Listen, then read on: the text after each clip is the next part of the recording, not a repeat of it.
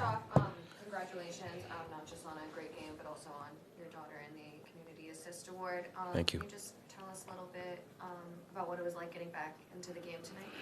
Yeah, no, I was excited. I felt like a kid again, as a 32-year-old, being able to play, in the games after having to watch, after being injured, and the type of injury that it was. I'm just thankful I can play at a high level, and I was able to work out and ramp up to return to play the game I love and help my team.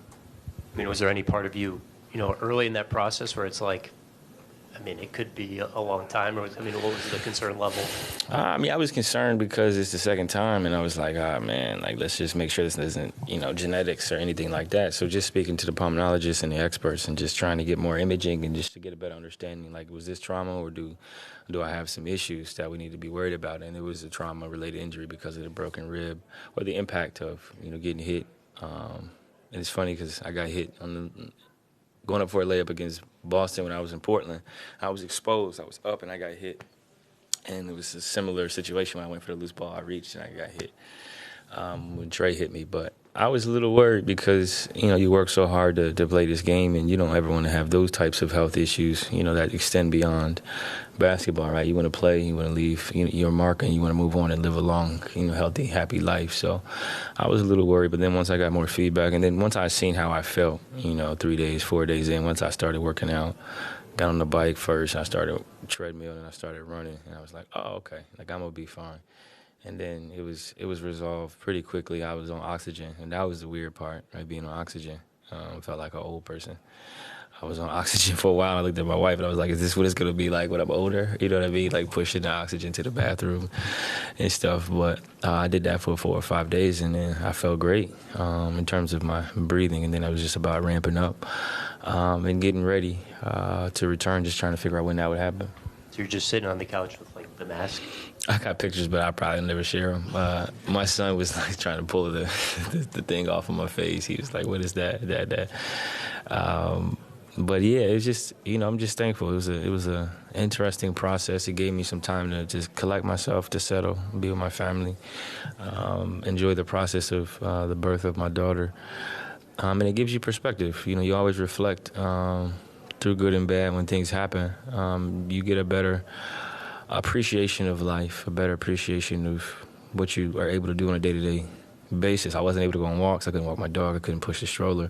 I was just sitting in the house just thinking. And I think it's important that we are grateful and have a real unique perspective of the gifts that we have. And I think we all have different types of gifts, and being able to walk is something that we should all be thankful for, being able to breathe without assistance, and so on and so forth. CJ, how did you feel tonight? Did you take a hit, like whether running off a stage or somewhere you made yourself feel like I'm okay? I took a couple hits on some of the terrible layups I did, and then the ground as well. But I felt fine. I got protection, and I feel strong. I've been lifted, and just getting ready for the contact that you're going to receive, whether it's expected or not. And once you get on that court, it's going to be what it's going to be. You just got to have faith and trust in your instincts and your skill set, and just play the game at a fearless level. And Z and JV had near perfect nights. I think they each missed a shot, even though Zion was perfect until there was a scores change. But was that the plan of the attack? No Joel Embiid. You guys wanted to get going inside? Yeah, rim pressure. Attack the rim. He's a huge presence for them offensively and defensively. Z's unstoppable. JV is very hard to guard. BI finishes at the rim at like 80%. Herb is a great finisher. So just being able to get downhill, put pressure on the rim, and that helps generate easy threes. Z played basically a flawless game, driving and kicking, rebounding the ball, finishing my basket, making his free throws. JV was great establishing a post presence early. They had to go to zone a lot. They had to kind of junk the game up to kind of figure out how to stop those big fellas down there. Just you worked your way back in the lineup. Trey's on his way back. Matt's on his way back. JJ Redick on his podcast talked about how shooting begets shooting. You have multiple high-level shooters out there. It makes things easy and fun. What's it going to be like having those guys back to add to you and Hop and some of the other guys out there too? Yeah, it's going to make the game easier. And Trey's taking some great strides in his skill set, his development, his strength. He's going to be really helpful. He's going to obviously open it up for everybody. He's going to open up driving lanes for Z, for BI, for myself. He's going to, create shots for himself. He's going to make shots, obviously, because that's what he does. He shoots the ball with range. He shoots the ball well. And then you got more lineups and combinations of lineups you can put out there where you got size and shooting. Obviously, Matt, he's shooting like 47% from three. I'll probably be around 40, 41 before the year's over. So you got a lot of guys that can shoot the ball at a high level and make decisions, and I think that makes it very hard on the defense, especially when they're trying to load up on Z and BI. Speaking of...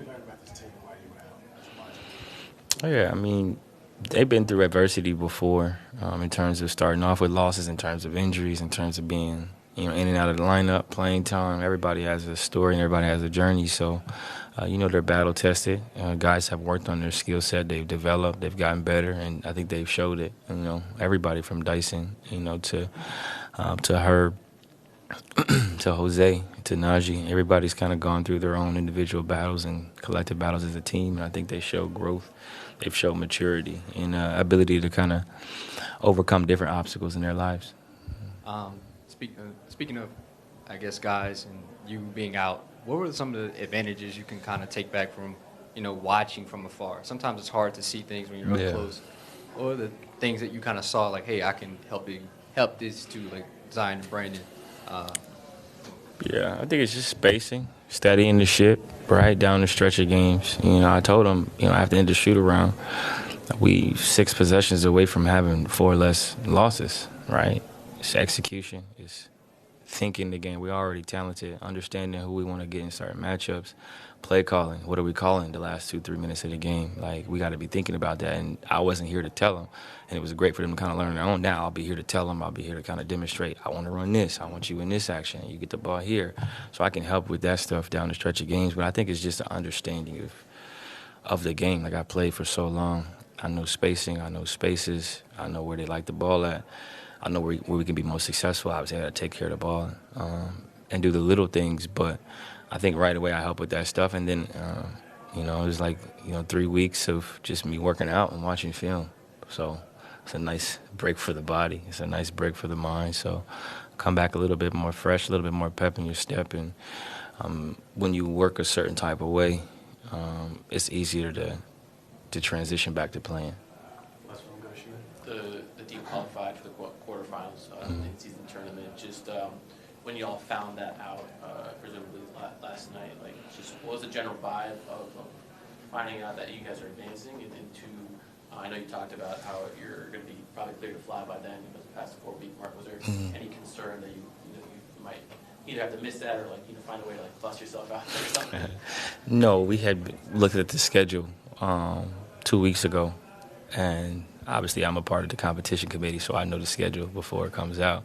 So I had a pretty good idea of timing, talked to the pulmonologist, talked to the team doctors, our staff, and once we knew I wouldn't be able to fly right away, we looked at the dates, like, okay, well, what about these dates? And we had gotten cleared before, but it was just a matter of whether or not we qualified.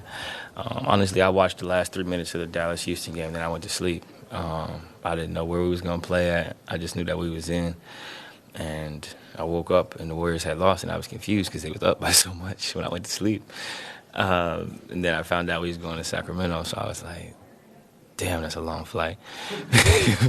Could have been playing at the crib. I could have been in my bed, but, it is what it is. I have a quick one, please. Really quick. We came all the way down from South America. What can you say about the globalization of the game and the future stars that might come from South America or region? Yeah, no, I mean, the game is at its peak right now in terms of global impact. You look at the types of players we have in our league, where they come from, the countries they represent. You look at the last few MVPs. You look at the finals.